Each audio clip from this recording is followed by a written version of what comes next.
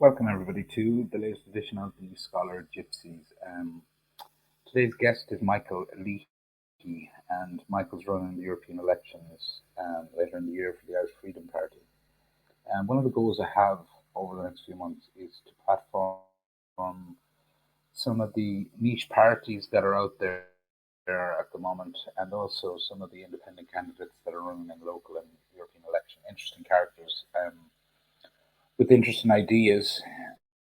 And to give them, I have a small platform, but basically to give a platform to people that have, ideas on how to best take Ireland forward. We all know the problems, and we all know the issues, many of which are not spoken about on the TV or even written local and national radio stations.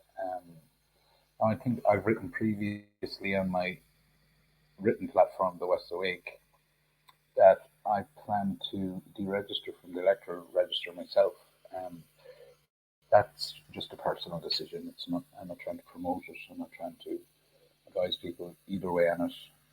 I have a few different reasons for doing it, but the main one, the primary one being that the system as it is at the moment is not fixable from within. That's the way I'm looking at it. I'm increasingly thinking along those lines. Now, I'd love to be wrong, but by virtue of the fact that I don't intend to vote in either the local or the European elections, it kind of helps me to objectively give all the different types of parties that are out there and the different candidates that are out there that have, basic principles of increasing, taking back our sovereignty and our personal freedoms. So I have a certain empathy for all of these parties and all of these types of candidates who believe they can actually make a big difference within the system. As I said, I'd rather they were right about that and I was wrong about it. But what I'm hoping to do is we'll have some interesting conversations about their different policies, and also just what kind of ideas they have about what kind of vision they have for the future of Ireland. So we'll see how we get on with that. What I would just say as well at this point is if you're watching this on YouTube, just like or subscribe to the video, share it around if you think it's worth sharing. People can support the work I'm doing on the Scholar Gypsies and also the West Awake by either subscribing to the West Awake at westawake.substack.com on my written content, or they can click on the Buy Me a Coffee link either here on YouTube or on the West Awake as well. Anyway, back to Michael. Michael is an architect and planner. He set up his own practice in 1986. He's a kind of rich history in the architectural field. He was a board member of On Board Planala from 2012 to 2017, and we'll talk a little bit about that. He was also involved with the Ennis Chamber of Commerce as well, and was president of that organization for a period of time. So he's a man who's run a business and has been part of, the Clare business world, cultural world, Irish world, if you like. And I will begin probably by talking about this aspect of his life. It's almost like pre-COVID and post-COVID worlds. Michael, welcome. So I suppose Thank you, Jerry. Not at all. The first question I'd have for you is, let's take it back to gentler times when young Michael Leahy came out of college as an architect and planner. I suppose, what Ireland did you envisage? I always think of architects, any people that are in that area, is a kind of creative mind. Yes. What hopes and dreams had you for Ireland back in the 80s when you'd have come out of college, and how have they manifested up to today? Yeah. It's sort of 40 years ago. I mean, Ireland had gone through a difficult enough time in the 70s. Things were not good. There was not a lot of building going on. I set up practice in 1986, almost 40 years ago now, I guess. And yeah, things were not easy, you know. And what I envisaged was just an improving standard of living, an improving standard of construction, and I felt that architecture could contribute to that. I felt that there was a lack of awareness, certainly in our towns, about the quality of the urban centre, how that could improve people's lives and how it could make their lives more attractive. I think there was a bit of a lack of awareness about how good design internally within a dwelling house could significantly improve lifestyle. We have a lot of television programs now. You have Bannon, you have various people, and people are almost obsessed with it. We've gone quite to the other extreme, but if you go back to the 1980s, a house was almost an engineering product. There was very little consideration given to interiors or to layout or to quality of build or to how a well-designed building can significantly improve your lifestyle. So that was an important thing as far as I was concerned, and I had seen very definite improvements in that area. I think there's a far greater quality of there's far greater awareness of the importance of building design, and a far greater quality of the awareness of urbanism, and people are much more careful about that aspect of their immediate environment. So certainly I think that's been a very good thing, a very good development. I was just reading your profile on the Irish Freedom website, and you were a member of on board Clonal. I was, yes. From 2012 to 2017, a significant yes. time period, actually. Coming out of the financial crash in 08-09. Mm-hmm. I think a lot of people wonder today, anyways, what is going on with on board Clonal? It's almost, is it woke? If you know what I mean. It's very sad what happened, and the person at the centre of it, he was a board member at the same time as I was. He joined shortly before I left, and it's unfortunately on board Clonal had, until the present events, a unique reputation as being absolutely incorruptible, as being highly professional. No scandal had ever come near it before. There had been lots of scandals in Ireland in regard to planning in the 1990s, but the one organisation that stood above it always was on board Clonal. It was a watchword for integrity and proper behaviour and proper procedures and professionalism in the public sector. But unfortunately, one person can absolutely destroy the malfeasance, apparent malfeasance of one person. I don't kick somebody when they're down, obviously, but the apparent malfeasance of one person can completely destroy the reputation, the corporate reputation of what is a very good organisation. And that's unfortunately what's happened. I think it really, there was one person who seems to have carried out certain activities that he shouldn't have done, and that has completely destroyed the reputation of the board. There are some other very minor allegations, but they are pretty minor allegations that have been made against people. Now, unfortunately, when that happens, it ruins the morale of an organisation. I think when that scandal broke, several other board members left. I think some of them took early retirement. They're coming under a lot of pressure, and they decided to bail out possibly a bit early. So the organisation ceased to function very well. It ceased to produce the decisions that were necessary. There was enormous delays now on the board. They're now trying to reform it, give it a new name. I think there are certain difficulties with the way the board is run. I think it's perhaps too legalistic. It doesn't concentrate on an end product. It doesn't see itself as being a part of the development regime. It almost treats planning applications in the way that a court would, and I don't think that's necessarily correct or appropriate for a planning body. I think the planning body should identify in a particular project what do we want to achieve here, what would be a good result, and unfortunately that didn't happen very often on the board. Even when I was there, I tried to change that culture, but was very difficult to change. There was a specific legal architecture on the board that made it quite legalistic.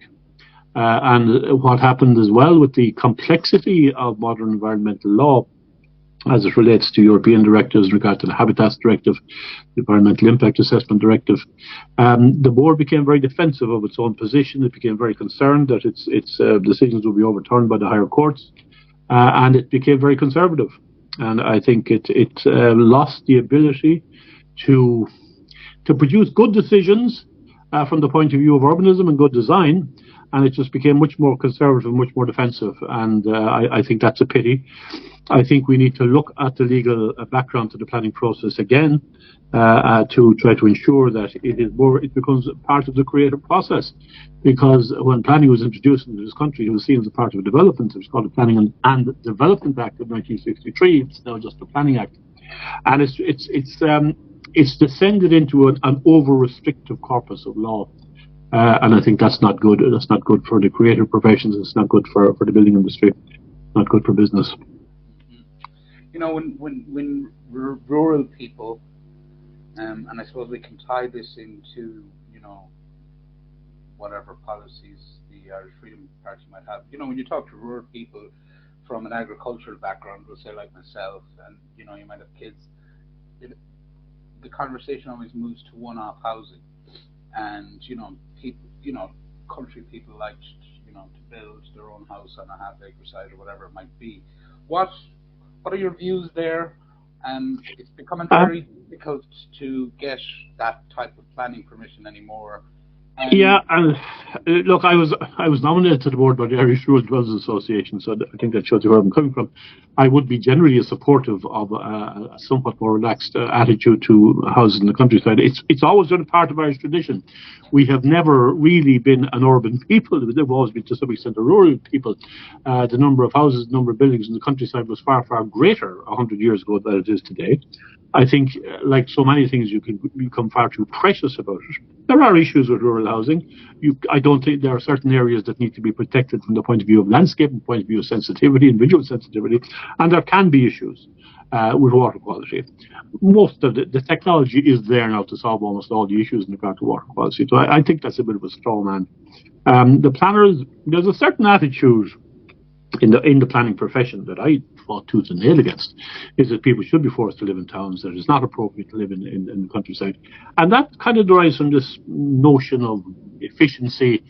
People need to be close to their workplace. They shouldn't be travelling long distances. Of course, that's now all gone because so many people can work remotely. So the argument in regard to efficiency and transport is no longer there.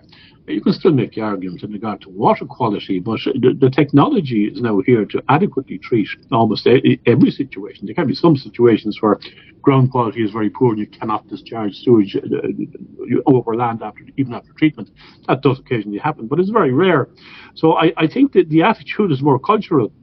And I have to say, in some people in the board, I did see a rather supercilious attitude, as in, what do these muck savages want to build houses for in the countryside? Isn't living in town is more appropriate for them, and we'll show them where to live? This kind of attitude, I really despise that. I thought it was dreadful. I thought it was racism, frankly. I told one or two of my fellow board members that at the time. That's what I thought was their problem. I mean, our attitude is, as a party, I would say, I certainly wouldn't give carte blanche people living in the countryside, because there are disadvantages. I live in the countryside myself. There are disadvantages to it in terms of convenience. But I think where people have connections with the area, where they perhaps want to grow some of their own food or look after the countryside, because you need a certain minimum number of people to live in the countryside to maintain hedgerows, to maintain roads, and to look after one another. And there will always be people farming in the countryside, and that's a good thing. So I think a certain amount of housing in the countryside should be supported. It's an expensive enough option because you will be travelling. You're building a one-off house in the countryside tends to be more expensive, but subject to normal rules of good design, I generally don't see a major problem with it. And I think many of the arguments that were made against it in the past no longer apply with the whole broadband rollout. The centrality of working location is no longer an issue. And in fact, overconcentration, as we know, can have very significant social problems, problems in terms of alienation, in terms of crime. If you force people into too high density centres, they will not have adequate space, and that creates its own transport problems, and it creates its own problems of movement, but more problems of absence of community and personal alienation, which can be a problem in an overdense city. So I would certainly be sympathetic overall to the concept of living in the countryside. No reason why it shouldn't be done. There's no overwhelming reason why it shouldn't be done. I think very often our own planning regime uses environmental excuses as a means of coming at something else. I think their issue is not actually anything to do with environment. It's to do with a political ideology of forcing people to live in high density locations for different reasons. Yeah. Well, that brings, that kind of leads us into the current, we'll say the current government policy, and we'll tie it into the mass immigration, we'll say, of non-EU refugees and other types of, the whole work visa system. There's a huge pressure to build housing units in the country for, the last couple of years, but even, at present.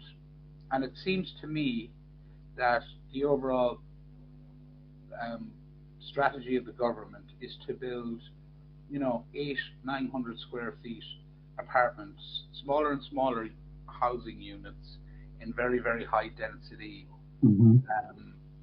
very, very high density in, towns and villages. And I'm thinking specifically, the conurbation around Dublin City, the towns there that have, towns like Newbridge that have exploded to maybe 35,000 people, kind of without any proper planning or, this kind of thing. I suppose, how do you see the current,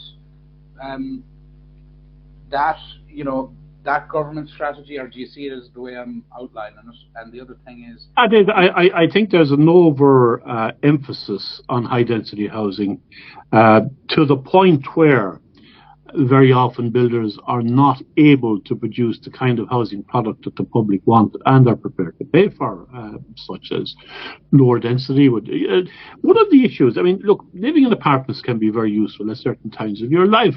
When you're young and you don't have kids, apartments are great. They're easy to look after. You don't have to maintain the damn things. They're much easier if you're a student or whatever, just recently qualified, your first job and you're having fun. You don't want a back garden. You don't want any of that stuff.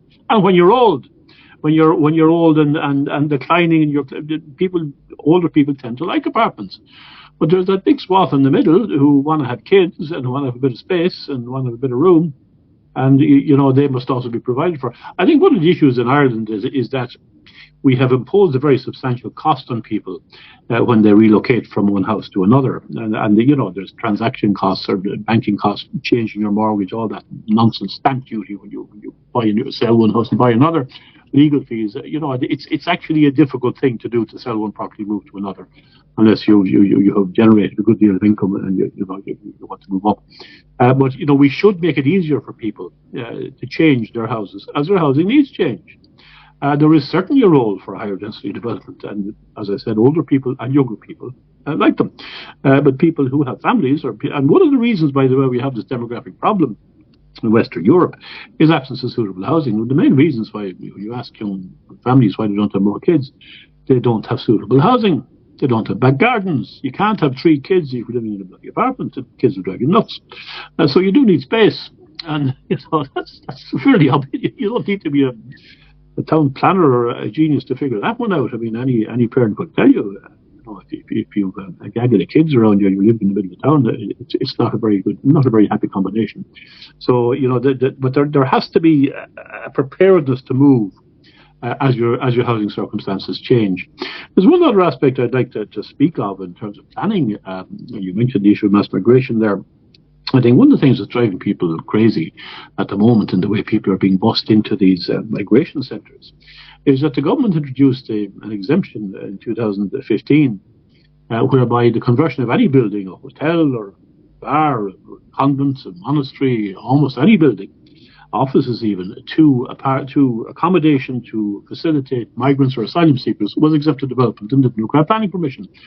And people look at this, they look at a hotel being converted, they look at 200 new people coming into their village with major implications in terms of sewage, in terms of transport, in terms of school placements, in terms of medical infrastructure, and there isn't even a planning assessment. Whereas if they want to extend their back kitchen, they'll have teams of experts crawling all over their site, demanding that they carry out further and further studies and costing them a bloody fortune. Now, that's unjust. That's wrong. We either have a planning code or we don't have a planning code. And if you're going to simply change the rules because you want to promote the replacement of the Irish people or the plantation of this country, no doubt whatever is what the government wanted, they have come out and said as much. They think Ireland is too white. They don't like the native Irish people.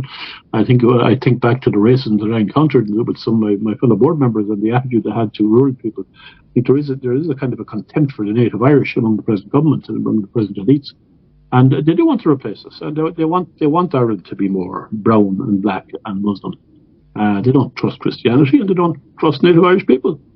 So it is a replacement situation that we're looking at. And anybody who describes that as conspiracy theory, but they don't understand basic mathematics. The demographic trends in Ireland, the birth rates have gone absolutely through the floor. And when you import immigrant populations, they will tend to have large birth rates. That's the nature of immigration.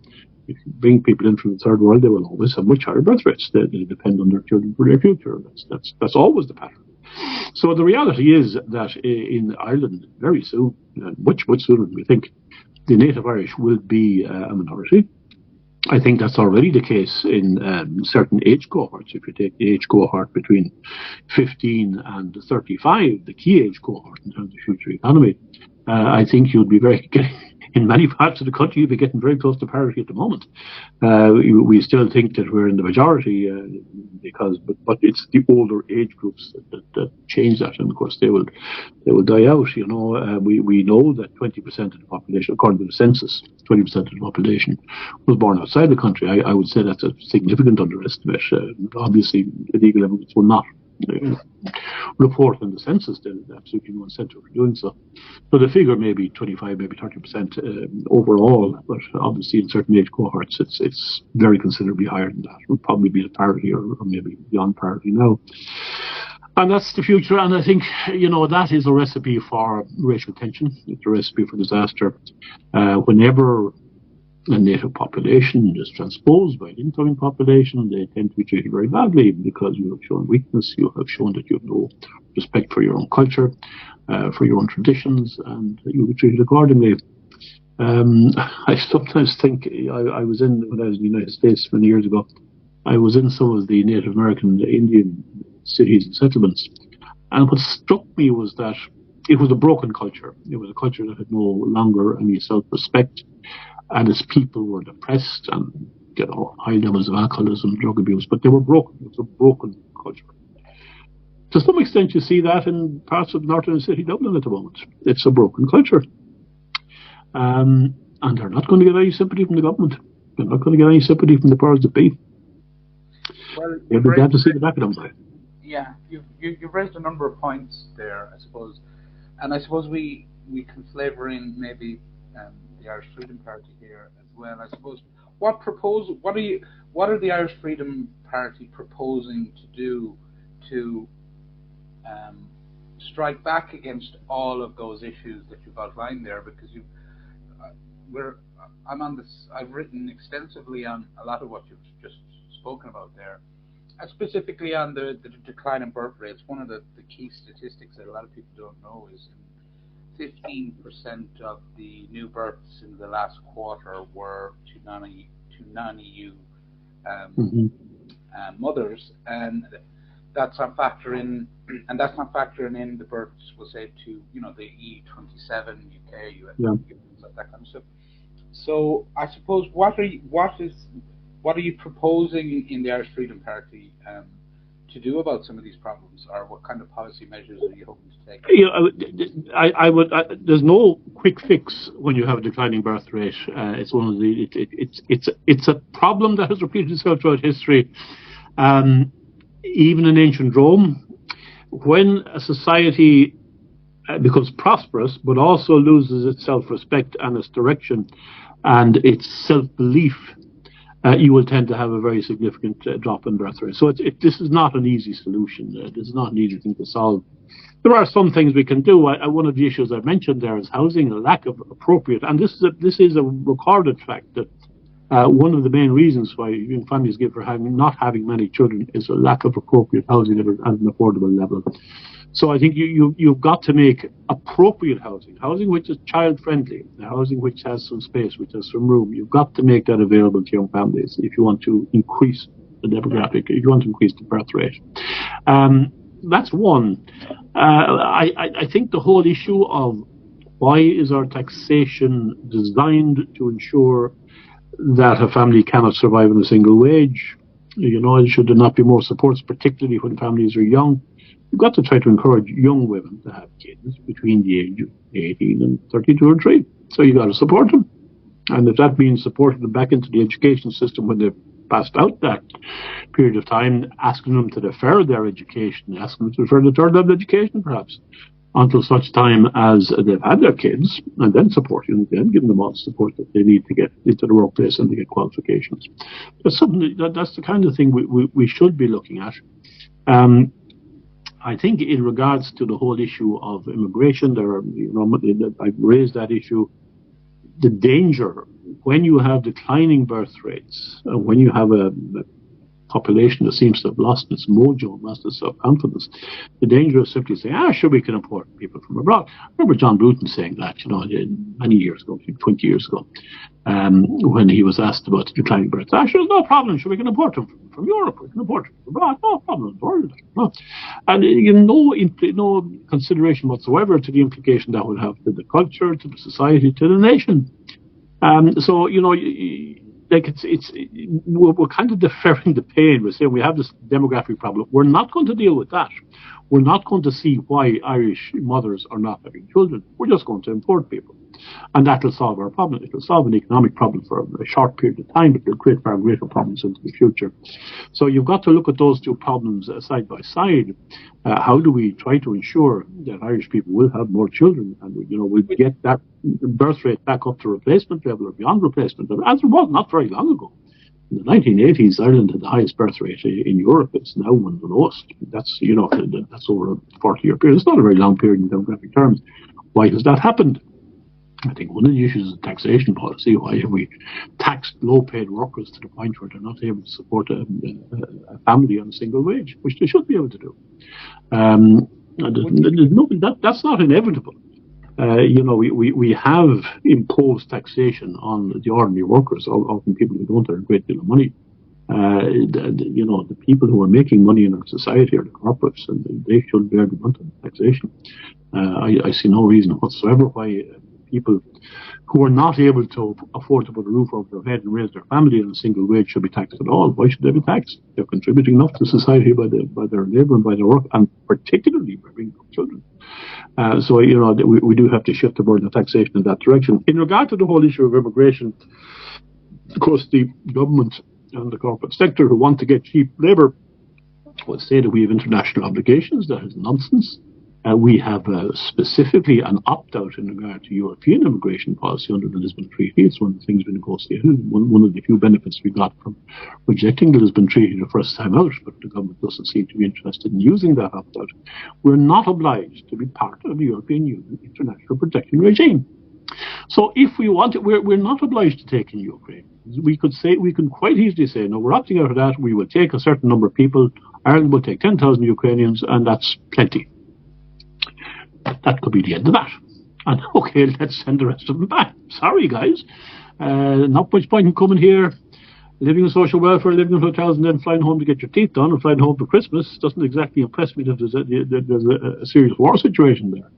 In regard to the asylum protocol, which we signed up to, from 1957, it was updated in 1967, that was implemented at a time when cheap air travel wasn't possible, when there wasn't mass movement of people. Is it really appropriate now that if somebody arrives in this country without documentation, and clearly they flushed their passports down the toilet? I mean, I speak to people who work in aircraft maintenance in Shannon Airport and say the first jobs they've always got is trying to clean out the toilets from all the passports that have been flushed down the toilets, and which are blocking the systems there. It's the first job always. So we're being gamed, and the international protocol as it exists, the asylum protocol, requires us, if somebody shows up, not necessarily having come from, this is not necessarily their first country, they could come from anywhere.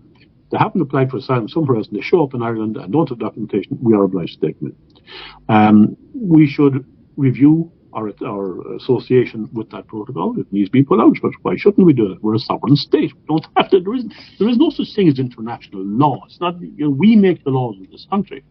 This concept that is used by government to justify what to do, that we're obliged by international law, we're not. We can pull out of international law or any particular protocol of international law anytime we want.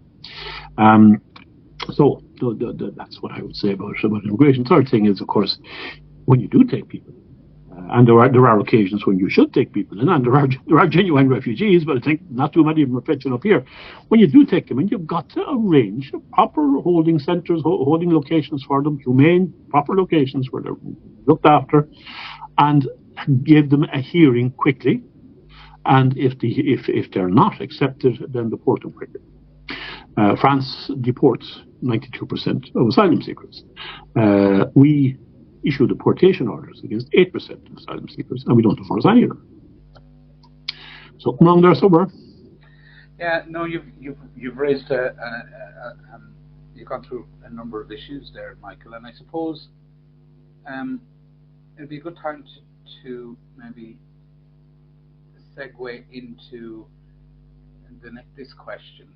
So here you are, you're based in County Clare, former president of the Chamber of Commerce, board Lana, for 5 years. What was the trigger point for you to join a political party? If I was to read your CV, I'd say, well, this fella now he's either Fine Gael or Fianna Fáil. Yes, I have a conscience, dear boy. I have a conscience. Look, I've always been interested in politics, and I've always been rather wary of the main political parties because I've seen how they operate. I don't think they operate in a very ethical fashion. You tend to join one of these parties and you get chewed up by it. You obey their rules or they destroy you, and they will waste your time. So I've always been interested in politics. I've always been quite Eurosceptic. When I was very early stages, I suppose I was happy to see Ireland joining the European Economic Community as it then was. And even, I wasn't completely opposed to seeing a greater, I won't say unity, but greater cooperation between those countries and a move towards a more political type of union. But then I could see where this was going. I said, no, this is not right. We're losing our sovereignty. So in the Nice and Lisbon treaties, I strongly opposed those and campaigned against them. Voluntary level, I joined the campaigns against them. But look, no, I've always been interested in politics. When I left the board, I couldn't be involved politically unless I was a member of the board from Holland, obviously. But I said when I left the board, well, look, I still have something to offer. It is now time to. We do need a new direction in politics. I think there was a uniparty system for the Gael, Fianna Fáil, the Greens, and Sinn Féin. There's really not much we can use between them. There isn't a cigarette paper between Fine Gael and Sinn Féin, even though they like to pretend that there is. They're all deeply anti-nationalist. They're Europhilic. They want to give more of our rights and sovereignty away to the European Union. They are deeply anti-Christian, deeply anti-Catholic, all of them.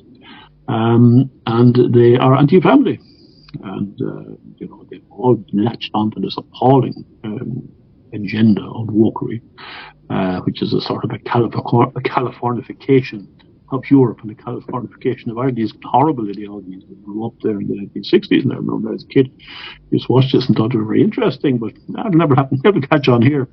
But it has now infected all of Europe, this nonsensical quasi-Marxist ideology of gender ideology and critical race theory, which is just used as a means of oppression of the public by very powerful bodies, by powerful groups. What's happened there? Sorry, my light has gone off. I'll turn it on again.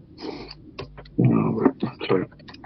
So just while you're doing that, Michael, what's as you look at the landscape around the European Union countries, we see we have Viktor Orban in Hungary. There's a strong right in Poland as well. Although I think that's government's flipped there. But do you see that disintegration of the European Union just by the behaviour of the European Commission? It's almost like a super stratus above everybody. Yeah. like my own personal opinion on the European Union is that, you know, they've taken a very aggressive role in the war in Ukraine, and they're driving, like you used the word wokery there. They're driving a lot of the, you know, the gender ideology stuff. A lot of the mass immigration stuff is coming from, you know, that cohort as well, and then, you know, the climate ideology stuff. You know, that kind of policy. I get a sense myself is like this, you know, unless they get more course, this union could collapse. Am I being over skeptical there, or over? No, I mean, I think, and what I hope will happen within this European election, there's no doubt whatever that there's going to be a significant improvement in the position of Eurosceptic parties and nationalist parties after the European election. There's no doubt whatever about that. You don't get that in Ireland because we don't have a proper press, we don't have a free press in this country. At the moment, 20% of the seats in the European Parliament are occupied by Eurosceptic people who want to take power back from Brussels and want to restore it to the nation states. 20% of people of the European Parliament would be people who would be absolutely on side with the Irish Freedom Party. You will never hear that in RTE, you will never hear that in any of the Irish newspapers. There's no doubt whatever that after this European election, that 20% is going to be much closer to 40% and maybe a working majority in the European Parliament. That's a significant change. Now, of course, the European Parliament has been designed not to be able to propose legislation, but it will be able to block a lot of the activities of the European Commission. The European Commission now, Ursula von der Leyen is very much Angela Merkel's protege. She has been a disaster every place. She has been minister, and she is an absolute disaster as the president of the European Commission. You're quite right to say that she is promoting a very aggressive position in the war in Ukraine.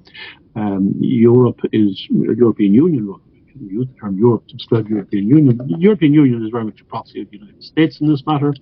I really don't think they know what they're doing. Every sanction that they've imposed has strengthened Russia and weakened Europe. They have facilitated the destruction of their own energy source through the blowing up of the Nord Stream pipeline. They have latched onto an absolutely insane zero carbon policy, which is guaranteed to impoverish Europe and guaranteed to deindustrialize its major manufacturing nation, namely Germany. There are mass protests all over Europe at the attacks against agriculture, the attacks against our food supplies. The German farmers at the moment are bringing that country to a standstill. You will not hear a word about that on Radio Talk Share. The same thing happened in Holland. You didn't hear a word about it. But it did lead to the election of a highly Eurosceptic government in Holland. That's what's going to happen in the future. I could easily see France going in our direction. I could certainly see the biggest party in Germany now is the Alternative for Deutschland. And they say they want to abolish the European Union. It's a position I would agree with, actually. I think the European Union, there's a danger that if you keep having dunderheads like Ursula von der Leyen put in charge, and these are people without any ability or kicked upstairs very often with the European Commission, then they end up in positions of considerable power. If you keep having people like that, a lot of countries are going to walk. They're going to force the Union to such a crisis of sheer stupidity that it will collapse. And that will be a disaster for all of us. I don't want the European Union to collapse, but I do think that the member states of the European Union should come together and say, right, we need to renegotiate this whole thing. The power of Brussels is off the scale. Some of the decisions that they're making, nobody is happy with this. None of the countries are happy with it.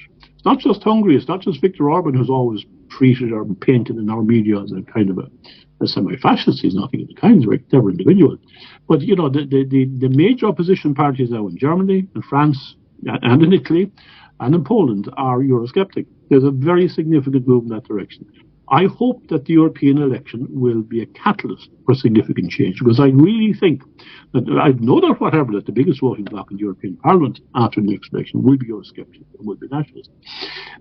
Obviously, RTE and the Irish Times and the government will try to prevent Ireland finding out about what's happening. It's like living in Ireland is a bit like living behind the Iron Curtain. You can't find out what's happening in other countries unless you go to alternative media, and even then it's quite difficult. But we have no knowledge of the trends that are taking place in the European Union, which we claim to be such good members of. We haven't a clue what's happening there. And I can tell you that the mood in Europe, and I was at a conference of the European Conservative and Reform Group of the European Parliament in Kilkenny last November, and the people there I met, several parliamentarians, they are deeply sceptic about the power of Brussels. They're also very concerned about the direction that has been taken within the present war in Ukraine, and they want to bring it to a halt. They want to bring it to an end. And I believe, yes, I believe we're heading for a crisis. I hope that doesn't result in collapse. I hope it can be, I don't like to say the European Union can be reformed, because the institutions of the European Union were designed to resist reform. So when people say, we'll go and reform the European Union, they will fight you tooth and nail by it. There's a vested interest in there, and they will make it impossible to reform. It needs a crisis. It needs a significant input of Eurosceptic people in the European Parliament, which I think we're going to get. But that won't be enough. You'll be a lot more than that before you can change the European Union. I do actually believe it should be abolished, and the nations should come together. Right, in 6 months' time, the European Union will be abolished. What are we going to put in this place? Let's put a trading bloc. Who wants to be part of that? Who wants to go in a certain direction about the Paris Climate Accord? Maybe we don't all of them go there. Why do we have to have the European Union deciding climate and energy policy for Ireland? Are we not capable of doing this ourselves? I think we are. Well, 100%. Why do we have to vote in tandem with the European Union at the United Nations? Why do we fight for independence if we're going to do that? And it's going to get worse, by the way. If we don't stop them now, they're going to get worse. Yeah, well, one of the points there, as you were speaking there, I was reminded of two things. You brought up that 2015 change in policy in public buildings and stuff like that, asylum centres on the planning thing. That time frame fits in very nicely with Brexit in what happened there, like in terms of their exit from the European Union inevitably has brought part of what we're seeing, I believe now, is their exit from the European Union. The number one, I think one of the main things they wanted to get under control there was migration into the UK. Yep. And the other thing I wanted to say there, and so inevitably that meant, as the only other English-speaking nation in the European Union, we were going to maybe pick up the slack for what was going to be not going into the UK into the future. But the other thing is, I'm reminded of, I think it was a quote by Nigel Farage or someone like that, is that in specifically talking about Ursula von der Leyen, and even our own politicians like from Varadkar, McEntee, Harris, you can list them, is there's a disastrous price to be paid eventually for over promoting incompetence, and it seems to me we're about to pay the piper for. Yeah. No, you think you can have this walk where you can get rid of perfectly good people, you can replace with somebody else, but eventually the people you need in charge of it, they do have to have ability. Look at Ursula von der Leyen, for the love of Christ. Every ministry she was in Germany, she was a bloody disaster. And she was kept getting kicked upstairs, kept getting kicked out of the way, and they finally kicked her out of Germany and said, she can't do too much harm in Europe. And she has. She's doing dreadful harm in Europe. If you look at our present cabinet, the only, they're a bit like Angela Merkel, the only real skill they have is holding on to power. Radcliffe is a very cute political operator, but he doesn't. What's he ever done for this country? He doesn't care about this country. He doesn't care about his people. Very obvious he doesn't care. He actually hates. I think he hates white people. He's part of the Indian caste system, as far as I can see. He seems to be regard himself as a caste above everybody else. And the muck savages down the country are there to be manipulated. They're there to be controlled. They have no inherent rights as far as that is concerned. But what's his ability? What's his? He gets into power and has no idea what to do with it. Or certainly, he's never articulated any kind of a vision for the future of this country. And I don't think he would have such a thing. He really wouldn't know what you were talking about if you tried to ask him to enunciate the vision for the future of Ireland. So yeah, there is, as you say, a price to be paid for getting rid of your best people because they say things like, a man can't be a woman, if you say that, you're finished in Irish politics, or if you say if you make some inappropriate or get some politically incorrect comment, your career is over. That's madness. You're getting rid of really good people. There aren't that many really good people about. And when you get them, you should hold on to them and get them working for you. I know from running businesses for many years that by far your greatest asset is your people. And I would do anything to avoid getting rid of somebody. If somebody I find it difficult to agree with, I would try to ensure that they could slot into a role that that would bring out their talents and get the best out of them. Yeah, no, I go along with that. I suppose one of the things something you said there flicked an image into my head of that Labour TD Aidan O'Riordan, who recently described, the type of intelligence that the Healy Rays and the Matty McGraths, the genuine intelligence that those type of people have, is almost looked at as a kind of backward Irishness, something to be laughed at. And I think he described them as representatives. They were the lowest common denominators representing the lowest common denominators, which kind of ties in with your point there about this elite within our system. Probably across the top of the public sector. And it's disturbing. I mean, I had it out with some of my board members once. They accused me of being racist, and they were flabbergasted, but they weren't able to deny it. And it is racism. It was anti-Irish racism. It's there. It's a part of our history, I'm afraid. You get the sense they're almost they're embarrassed of us. Do you know what I mean? And kind of outward looking to. And I wouldn't mind, only when you look at a guy like Matty McGrath, look, he's not the most polished reformer in the world, but he is very sharp. And he puts his finger on it, and he's dead right. Okay, he doesn't speak like a barrister, but my Christ, what he says is absolutely spot on. He doesn't make many mistakes, He's a very clever guy. And I think that O'Riordan would learn an awful lot from him. Well, he'll find out. Well, he's a character that's going. He just announced he's running as an MEP candidate for some constituency in Dublin. Anyway, so we'll see how he fares out. Yeah. I suppose I want to take you into. Is this your first time organising a political campaign? No, I ran in the last general election. It was a very short campaign. The party was just after starting. We were caught on the hop, I have to admit. And again, Radcliffe's cute, He knew he went for election in February, which nobody ever does because it's a bad time of year, in the middle, just at the end of winter. But he caught everybody on the hop. Didn't work out for him, but it certainly didn't work out for us. We just didn't have enough time to get organised or to get known. But I did organise a campaign. I wasn't disgraced. I got about 2% of the vote. I ended up with a bit more. I got a good few transfers, So, but this is at a different level. This is throughout a vast constituency. I'm trying to organise canvas groups in each constituency. It's a lot of work, and a lot of money. And I'm going to have to employ somebody probably full time from next month or something like that to try to organise things for me as I go around. To me, it's our policies are absolutely resonating with people. People are agreeing with us, but they don't know we exist. Very, very few people. Apart from people who watch alternative media like yourself and myself and the people we agree with, they've never heard of us. If you go outside that alternative media realm, they've never heard of us. I get on a really good day of Twitter, I might get 70,000 hits. It's good, But if you're in Morning Ireland, you get 600,000 people listening to you. RTE will never even mention the Irish Freedom Party. Well, no one has us on. They just will not mention us. We do not exist. They just use this ridiculous term far right about these far right parties. Well, never mention our party. Neither with the newspapers for the most part. They just don't want people to know we exist.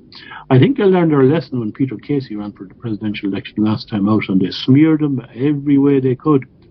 As a result, he got 23% of the vote, enough to get you a seat in any Dáil constituency in the country, 2 seats in some of them. So I think they decided after that, look, we won't smear these guys. We just won't. We'll ignore them. And that's, what they do with us. They'll smear us without naming us, that kind of way, So they simply will not mention that we exist, and people don't know we exist, and that's the danger. So I've got to go from town to town and hold my banner and show a presence. I've been out at this now since last October. I visited nearly all the counties, my constituencies. I still have to visit Wicklow and Carlow. So I'm showing a presence. People are aware are beginning to be aware that we're there. They're seeing us, and people are, oh yeah, I've seen your videos, I've seen your YouTubes, I've seen your Twitters, and it's great what you're doing. So we're not completely unknown, but it's a very, very tough struggle. And when the big parties come in with their I would say several £100,000 worth of posters for every candidate, it's difficult to compete with that. It's very, very difficult to compete with. People will be going around, who's to vote? Do I see this? But posters make an awful difference. But we're not going to be able to have a major poster campaign throughout the constituency of Munster or Ireland North. It would cost them an absolute fortune. Fianna Fáil and Fine Gael will have that, and the Greens, wherever they get their dough from, I don't know. Sinn Féin, of course, well, we know where they get their dough. And they will, but so we have to do it our way, which is pounding the streets. And I love setting up my stand and giving a speech with my speaker system, and people are attracted to that. People do. Well, I think it's an election. I've seen your videos with your box, and the kind of town square. You set up your box stand, kind of the traditional kind of almost colonel-esque kind of way of doing it. Yes. And then I think this is an election though that is knocking on doors and doing it the old-fashioned way will make a difference, because although you bring up RT there, I think even since that elected presidential, the distrust of what the television programs, not just RT, but say Virgin Media as well, and I'll layer this into the next question, but the trust is evaporated. Even with people who might only be on the same one page of some of the pages we might be on together. There's several we're not on the same pages, but they even don't trust everything that's coming out of RT. And like, good example, because I think you've been quite vocal on what's been going on in Rosscray. And I went down to visit Rosscray yesterday. I'll be going there this weekend. I may show up at the centre, but. And one of the things there is, it was almost like the night after a fight, in the sense that there was shock. They were appalled at the coverage, the mainstream TVs, stations get that. I'm gonna be going into detail on what did happen there, but what were your own views on that situation? The reports that people get me down there is basically 100 guards, 40 of the the public order units, or whatever they're called, the public order units. Outside came, they blocked off the roundabout to stop people from getting out to the hotel, and basically almost used children as human shields to go into the hotel. As a reality that was not reflected in the media whatsoever. So I was, I'm just wondering what your thoughts on that particular situation is. And I know you could pick any town in the country, but that one's topical. Yeah, I mean, before we go into that, one of the points you mentioned, that people are losing their trust in the media. It's an extraordinary thing that, I mean, for a long time, anybody who reads an article in a newspaper that they know something about will notice that the article is always wrong. They never can get anything right. If you read something on which you're very familiar, they won't get the names right, they won't get the objective arguments right, it'll always be wrong. But for some reason or other, people still read them, and they still, at a subconscious level, they trust them.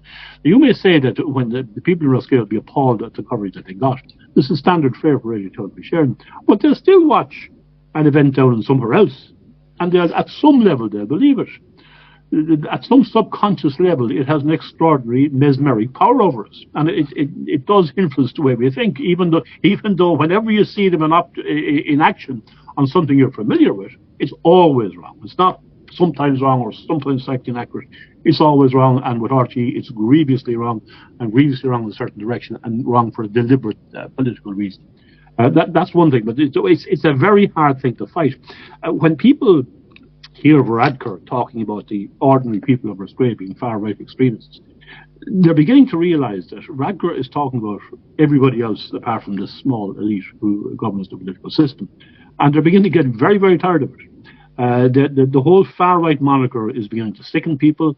And, I think if they continue to call us far-right, I think there will be some people who go into the ballot box, is there any far-right party here so they can vote for them, because whenever Radker talks about far right, he's talking about me, so I better find somebody who's far right and vote for him. Maybe that might work in our favour.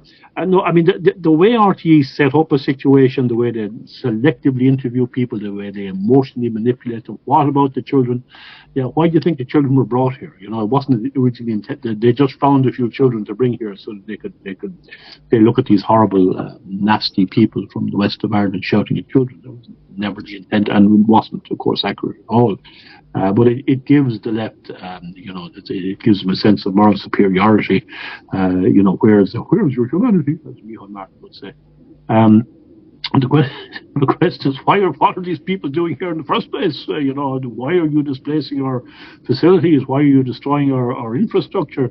There's absolutely no reason to bring these people here. Why aren't there holding centres for them and get them deported if they're not here legitimately? And why are you allowing them to bring over their families? There's nothing here for them. There isn't even employment here for them. What are you bringing them here for? And by the way, advertising abroad in their languages for them to come to Ireland, as Roger Gorman has done, forcing them into the hands of people's traffickers and people smugglers, whom they pay 10 grand apiece, and then ending up here in the belief that they'll be looked after the rest of their lives and never have to work again, which is what many of them are doing. It's if you wanted to explain what the government are doing, it's almost impossible other than a deliberate effort to destabilise the country, a deliberate effort to break the bond between the people and the nation. The nation will no longer be an ethnic unity, it will no longer have a unified history, to break the bond between the people and their history.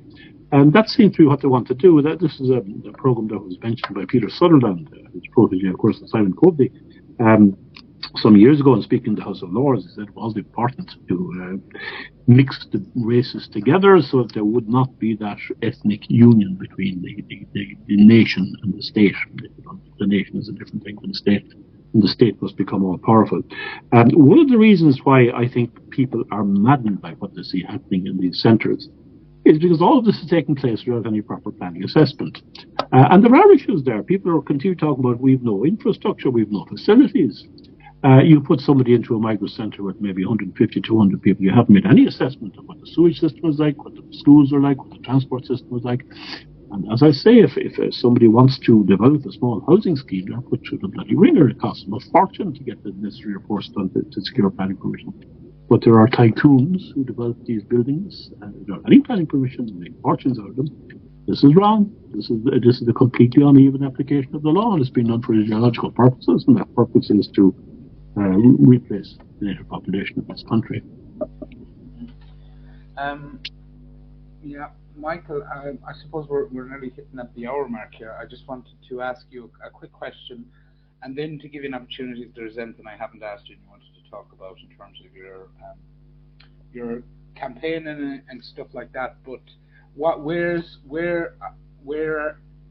if people are out and about, where will you be popping up next as your? The difficulty, you see, Jerry, if I say, really let fall that I'm going to be in a certain town in Tipperary over the weekend, I can't say anymore. If I say I'm going to be in Clonmel at 4:00 on Thursday, the NGOs will fund people to come in and scream at me and shout at me and call the riot. So unfortunately, I can't announce in advance. So I just have to show up. I contact my own people and I show up unannounced, and I give a speech and I generate a bit of activity. I try and stay there for a couple of hours to hand out leaflets and talk to people. But if I say I'm going to be here on such and such a date, the powers that be, the state-funded agencies who are geared at protecting all kinds of weird and wonderful things, who are actually there to promote hatred of their fellow human beings. They will show up en masse and they'll shout at me and scream at me with their loud hailers, and they'll shout horrible abuse at me and anybody who comes to listen to me. They'll shout vile abuse at them. Come out with their human megaphone things like fascist scum off our streets, all this horrible nonsense thing. And I have no interest in it. There's no point in trying to talk to these people.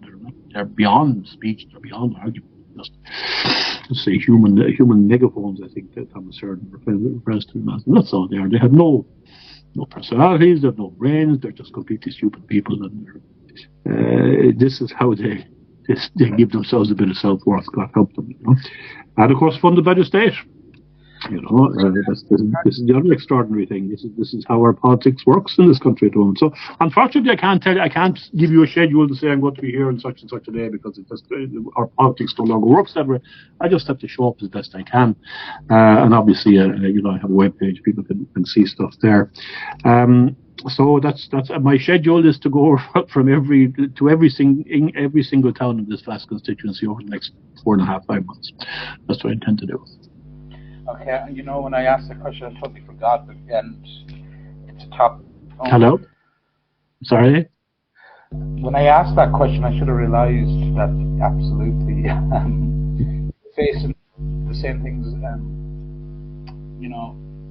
the protesters are facing, and, I've faced myself in a few things I've done, is that... Yeah. I will notice that. Yeah. Just one question on that. Do you see them as...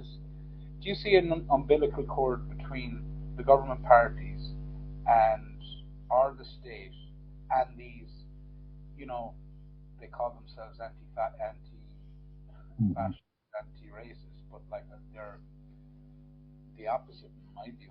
Oh no, they are. It's very much directly from the fascist playbook. This is exactly how the blue shirts operated. It's exactly how Chairman Mao operated. It's not about.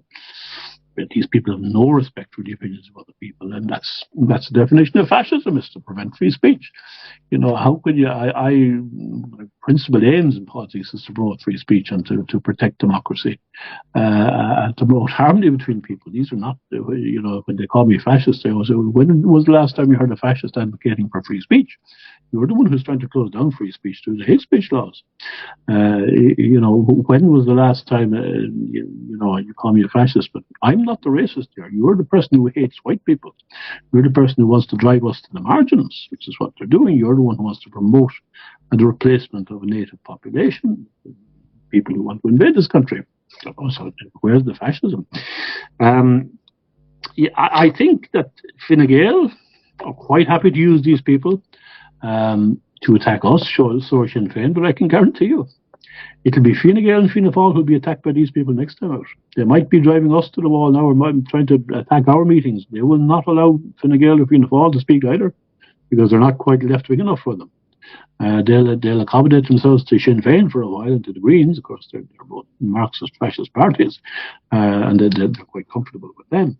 But I can guarantee you that Radker and his hordes will get the thin end of the wedge there when if they do succeed in driving legitimate democratic parties like us to the wall. That's certainly their intention. And of course, Radker will facilitate them through the hate speech laws, through the electoral commission, which is now setting up, which will be about fining people for what he calls misinformation. In other words, telling the truth. You're going to have a High Court judge, who's the judge is being used to give credence to the corruption of their democracy and the arrest of their major political figures there, trying to imprison the most popular political figure in the United States. And it's been done under the cover of the judiciary. It's very sad, but, I think the judiciary have overreached their power. I think one of the issues we need in terms of constitutional change is a very significant review of the role of our judiciary, because they were absolutely missing during COVID. They did nothing to protect us from overreach of government, from an attack against our constitution. I said before that the main role of the higher courts is to protect the people from the government. It seems to be that they've reversed that. They want to protect the government from the people. That has to be stopped. And that may mean a significant review of our constitution. That may be necessary. One final question, Michael, and it's unrelated to your own election, the MEP elections, but the local elections. Yes.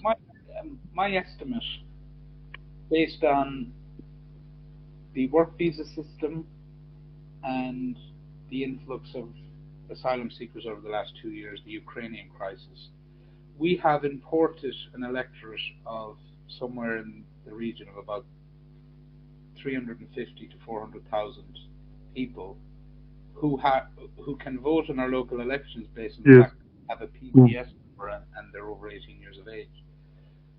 Are we in, is that the,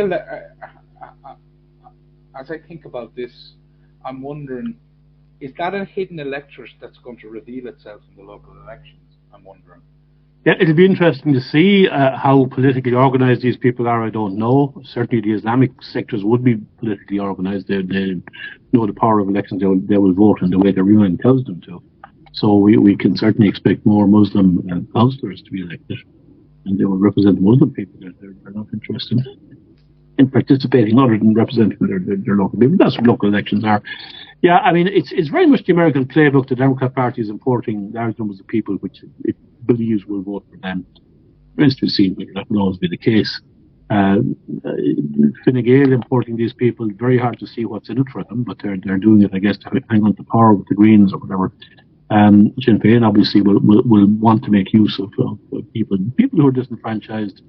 The main parties will play the race card, and they will try to reach out to those people. Significant portions of Dublin now are 35% non-Irish. So that's an electorate. Now, it'll be a local electorate, but of course the next step would be to give out citizenship like confetti to people who come for seeking asylum and seeking shelter. Under no circumstances should they be given citizenship for at least 3 generations, particularly when they're asylum seekers. Under no circumstances should they be allowed to vote in national elections. Whatever about local elections, possibly see an argument for being given some local voting, but the idea of giving citizenship to people who have come here seeking protection is wrong, absolutely wrong. And they should not get citizenship for 3 generations. Even if you're born in this country, you would have to show that you're not. That the problem with particularly Islamic immigration, that they say is a separate community. They have no interest in Ireland or its traditions or its culture. They stay as an Islamic cadre within the state, and they will be asleep with cell almost. That's the danger. So under no circumstances should they be given voting rights or citizenship until they've proven that they will be part of the state. They've proven that they're not hostile to the state. And even after 3 generations, if they have not integrated, and become citizens, that would be my position on that. You asked me as well, Jared, about some other issues that I hadn't mentioned. Perhaps could I take a little bit of time just to do? One of the things that I find is trans activism. It's particularly young women, young mothers are very concerned about that. What they see happening in our schools and in our libraries, and homosexual pornography being promoted in schools, and gay pride days. They're absolutely sickened by it. So, all the gender ideology that is being pushed on our kids in schools. They're deeply, deeply concerned about that. Again, this comes from European Union directives on identity and xenophobia. And within the European Parliament, we have to revise those, or we have to take them off the table and stop enforcing them in other countries. It's a real issue for a lot of young mothers in particular, and they want it stopped. Small businesses are the cornerstone of employment in Ireland, not just rural Ireland, in all of Ireland. Small businesses are drowning in the sea of regulation. They are minimum wage increase means that all the wages have to go up. So you have a significant inflation of costs for small businesses. Rates, fires, all of the rates for local authorities go to small businesses and not on the larger businesses. There has to be an alternative funding model. Because they're paying for the services of all of the community, not just the business community. And it's wrong that they should be the sole contributor to that. But the employment legislation that we've introduced, the records they have to keep in regard to, employment law, got to give people breaks, and submitting expenses. It's becoming very, very difficult for small businesses to comply with that. They're continually getting bills in the door, massive increases in energy prices. And these are the people who provide employment. They provide experienced young people trying to get in onto the employment level. They provide business training for them. We have to protect the small enterprise sector. If we lose that, we will lose the most important part of our economy and the most significant employment generator. We need to protect rural Ireland. We need to fight against the Mercosur deal, this crazy policy of zero carbon and attacking agriculture. We have to put an end to that. There has to be, yes, by all means, seek alternative sources of energy. but on a slow and measured basis. Climate policy is nonsense. I have no hesitation whatever in saying that. The contribution of humans to climate change, of course, climate change as well. Human contribution is negligible. The Prime Minister of China is over here meeting the leader of the Green Party, the Prime Minister of the biggest carbon producer in the world, which builds a new coal-fired station every week. We are freezing our elderly people to death in order to reduce our emissions and stopping cutting turf so that we can import turf from elsewhere. This is all absolute virtue-signaling nonsense of the worst order, and it has to be stopped. Free speech. If we don't have free speech, we cannot describe ourselves as a democracy. The Dáil cannot claim legitimacy if we do not have free speech, and the Dáil intends to ban free speech. And this is not about protecting protected groups, it's about attacking people who speak out against really crucial issues, such as climate and such as immigration. If you speak out on immigration, you will very soon have your collar flipped. It's also about attacking religious freedom. We know that the legislation provides that people who have in their possession matter that somebody may regard as offensive can be arrested for their use. It's not going to be very long before anybody in possession of a Bible will be forced to excise parts of it. And that's inevitable, no question whatsoever that that's going to happen. Of course it's going to happen. Why wouldn't it happen? How can you stop it from happening? Ireland's neutrality is very important. Our role within the Ukrainian war should have been to act as non-spoken. We should never have agreed to this nonsense that Europe went on with about handing back Crimea to Ukraine. Ukrainians don't want to be part of Ukraine. They were never historically part of Ukraine. I think our position must be to act as non-spoken between the two parties, and that's the importance and the necessity of a neutral country in Europe. Austria is the only other significant neutral country in Europe. They're right in the middle of the European landmass, and they have a specific constitutional requirement to remain neutral. Ireland is being dragooned into NATO. No doubt whatever about that. The Americans clearly pushing for that. Unless we send a strong message to the government in this election, we are going to lose our neutrality, and we're going to be sending our kids off to fight nonsensical American wars, which have no benefit whatsoever to Ireland. The Irish Freedom Party can be part of a significant change in the European Union, a significant change in the direction of the European Union and the European Parliament. There are two significant groups in the European Parliament at the moment, the Identity and Democracy Group and the European Conservatives and Reformers, who I mentioned already. We intend to ally with those groups on election to form a significant voting bloc with them and to lobby for increased power to the individual states, taking power away from the Brussels bureaucracy. And I would hope the abolition of the European Union with a view to reform it as something that actually works for the European Union. It doesn't work for the benefit of anybody, any of the countries, even the larger countries. So I'm for reform. Okay. Thanks. So I'm asking you for your number one vote for Michael Leahy in Ireland South in the upcoming election. I need your vote, and you need a strong voice like me.